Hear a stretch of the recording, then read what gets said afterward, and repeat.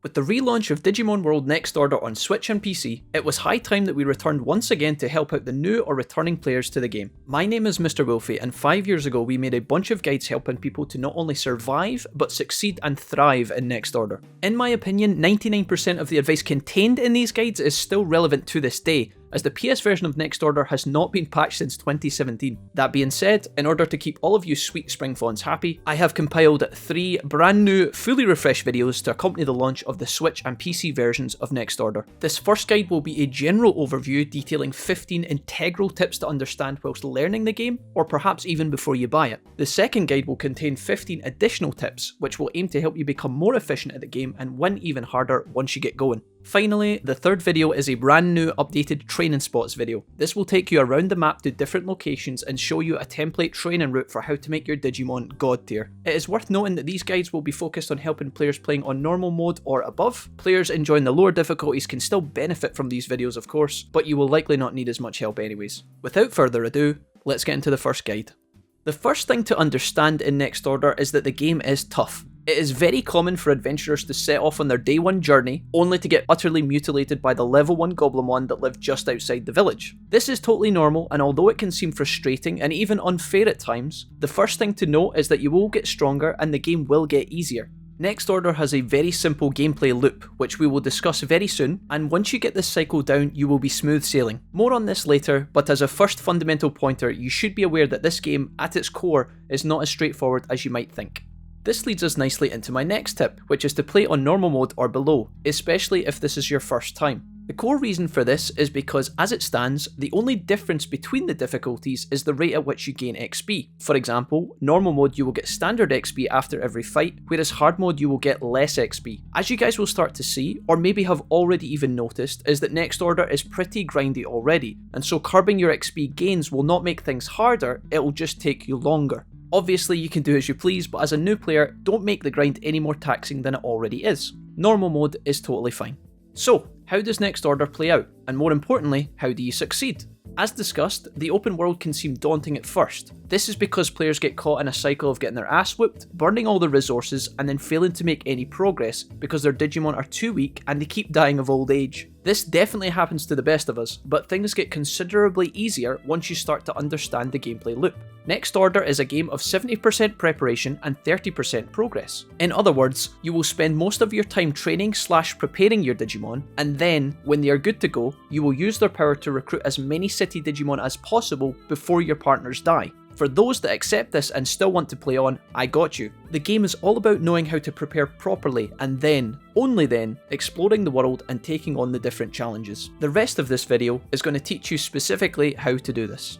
Unlike in other Digimon games, battling enemies in the world consumes no time in Next Order. When you're running around, farming, fishing, writing love poetry by the river, your Digimon are literally dying. However, when you enter a battle in the overworld, time completely freezes. So, if you want to get anything done in the game, you have to be smart with your time and maximise your Digimon's life cycle. In order to do this, you should be actively trying to get the vast majority of your XP from battles. The gym in the city is a great place to get started and pick up some initial power, especially for your baby and in-training Digimon, but the city gym passes 1 full in-game hour. Although this method is extremely safe, it is also extremely time consuming. 3 in-game hours in the gym might net you 3 training sessions in stamina, but with the right items and the right enemies, the same 3 in-game hours can give you plus 30 battles, netting you hundreds of XP across all of your attributes. Learning this fundamental will help you grow to insane power levels and pretty much unlock the true intended Next Order experience. So, with this in mind then, you might be thinking, but Jack, I can barely kill any of the early Digimon in Night Plains without getting bodied. How can I possibly farm XP from enemies I am struggling to beat once or twice? The answer is simple. In the early game, you should be foraging as much resources / items as possible in order to sell said items to the shopkeeper. The shopkeepers will then sell you healing items that will allow you to perma-farm stronger enemies, making you incrementally stronger every time you win, thus allowing you to progress and unlock more helpful bonuses for your city. In the early game, I try and relax and assume that my first couple of generations are going to be weak-ass paper-mache plebs, but I'll try and do as much as I can with them. I don't try to go too deep, and I don't try and tackle everyone and their grandmother immediately. I roam around beating the early city recruitments and then farm as much money and resources as I can whilst exploring. Then, when my 2 Digimon pass away and I get 2 new Digimon, I power train them with the money and the healing resources that I've saved up. This is a slow way of doing things, but Next Order is a long game, and if you try to rush it, you'll burn out. Your tamer points build constantly throughout the game no matter what, so even when you're getting railed out of your mind, you're still getting that little bit stronger. What are tamer points? These are the perks that you acquire throughout your playthrough that make you and your Digimon better. Tamer points can be infinitely generated and cannot be lost, so once you have them, you're good to go. I'll go over which perks you should prioritise in a moment, but for now, enjoy the knowledge that the more you play, the stronger you will get. Tamer XP is given through fighting enemies, finding rare materials, training your partners, and also just walking around the map. Thus, every minute that you play, you're always getting better equipped to deal with the game's challenges. As a bonus tip, the more Digimon you evolve, the more Digivolution requirements you will unlock as well, allowing you to easily manage your future Digivolutions. This again ties into the idea of more time played equals more power. So then, which tamer point should you prioritise in the early game as a new player? This is purely subjective and there is no right or wrong answer here. I'm going to share my essential picks and you guys can feedback with your own strategies in the comments. Because I like getting my XP from battles, I often take the Learn from Experience perk, which gives you more stats at the end of fights. I also prioritise the life type perks, which make your Digimon live longer, and also the Defense Order perk, which lets you tell your Digimon to block attacks for a few seconds in combat.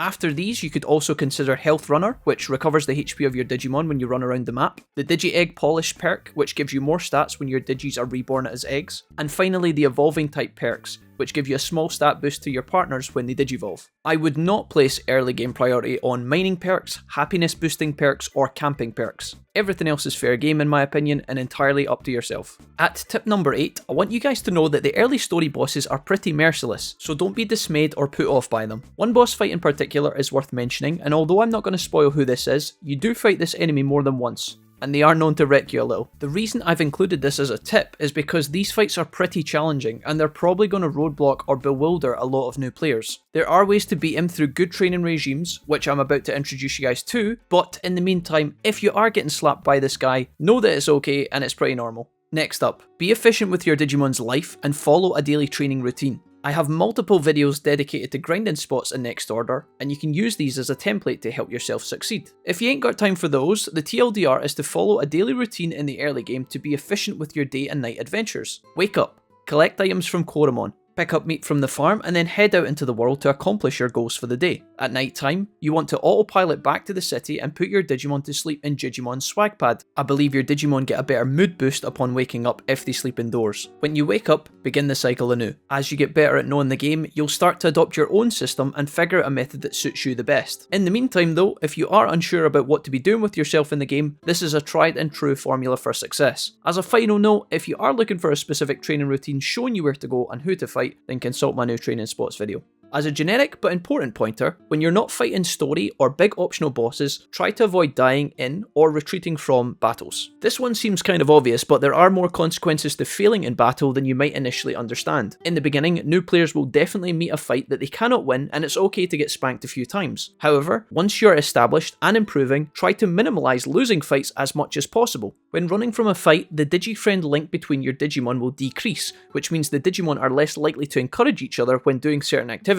This in turn can reduce the likelihood of free bonuses in the future. In addition, losing a fight will also decrease the bond between you and your Digimon. This bond governs a special ability that can only occur when you have said bond above a certain threshold. Try to reduce the number of consecutive failures and keep those bonds high. At number 11 we have a very simple one. You know that bond that we just discussed, the one between you and your Digimon? If it's high enough, sometimes an event will occur that will save you if you lose in a fight. This is a very infrequent surprise, but definitely a cool feature that does exist in the game. If you die in combat, do not rage quit immediately, as something cool can sometimes happen. Your Digimon need to be Ultimate and Mega, or Mega and Mega level for this to work however. Wait for the heartbeat and see if it ever occurs. Some players will not have seen this yet and won't even know it exists. Now you guys know, just a heads up.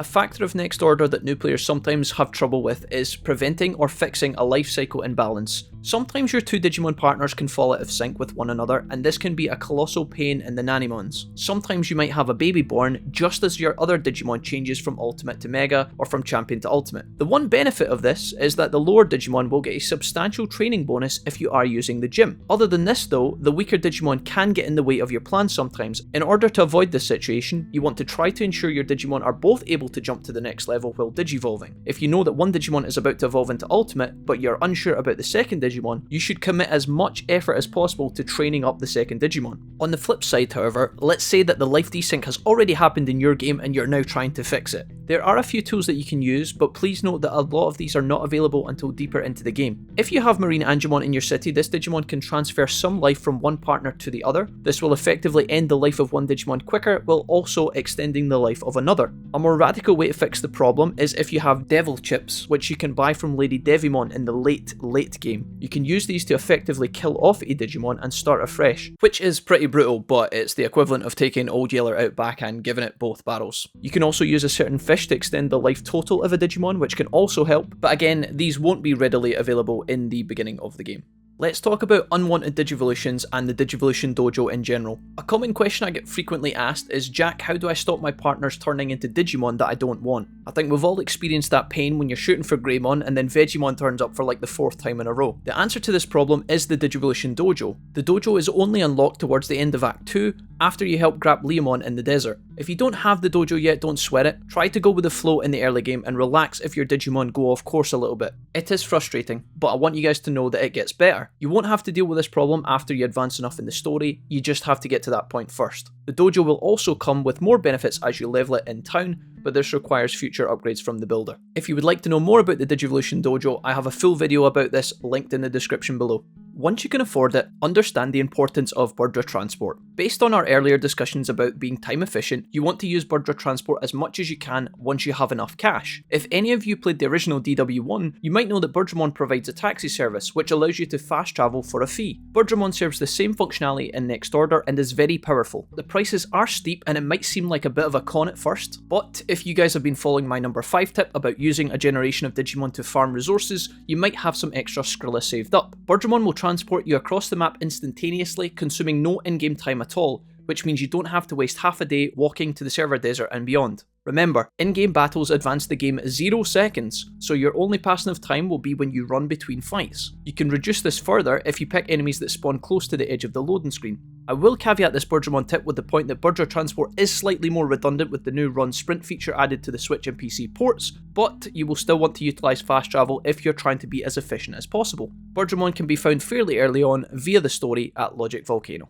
So at this stage you might be wondering, how do you generate enough money in the early game? Although it seems simple enough, you want to be foraging resources from the ground as much as possible, as well as battling enemies that will consistently drop items. You can either hoard these items or sell them back to a vendor for quick cash. If you pick up mushrooms from the wild, you can sell the meat from the meat farm to the vendors as well. Be sure to speak to Koromon and Gigimon's hut every day for a small pool of miscellaneous items. This will improve as you enhance Gigimon's house later on. A great early tip is to sell any medicine that you double up on, as this trades for a decent amount of money. Later on, you'll be able to conveniently catch and sell fish, although this will consume time, so be careful. In regards to craftable resources, new players would do well to farm mineable spots as they go, as this stuff will come in handy very soon. An important thing to note is that the name of each resource is often a clue as to the biome that you can find it in. For example, Digifirewood is found in the Logic Volcano, as can red Digi-Ingots. Snowwood and blue ingots are typically found in the snow regions. You guys are starting to see a pattern here. Digi-Deepwater can be found at Mod Cape, the pirate area, and Digi-Sand and other stones can be found in the desert and Nye Plains. Obviously there are going to be some exceptions where you can find random resources in weird areas, but as a general rule of thumb, the name rule is a good starting point to help you find the stuff that you need. If all else fails, you can also speak to Veemon in the city and he will tell you roughly where to find each resource. Later in the game you will also be able to trade resources with different Digimon at the city builder, and certain city recruits will also go out and find you certain materials during the day for a price. And that is it for guide number 1, guys. Next Order can be a very challenging experience, especially in the beginning, so hopefully at least one of these tips will help you out as you embark on your next adventure. This was video 1 in my new series of Next Order guides, so if you're looking for 15 more advanced tips, feel free to check out video number 2. As always, thank you so much for the support on these videos, gang, and on YouTube in general. We stream almost every day over on Twitch at the Mr. Wolfie channel, so if you want to come and hang with us, you'd be welcome anytime. I have been Jack, aka Mr. Wolfie, aka whatever you and Vegimon's thick booty want to call me. Take care, gang, and I'll see you next time.